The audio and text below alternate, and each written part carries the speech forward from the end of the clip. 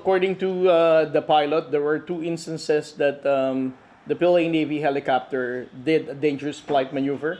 The first one, it came close at a distance of only 3 meters, less than 10 feet. So that's very dangerous. As you saw from the video that we released, the Philippine Navy helicopter hovered above the port side of the aircraft.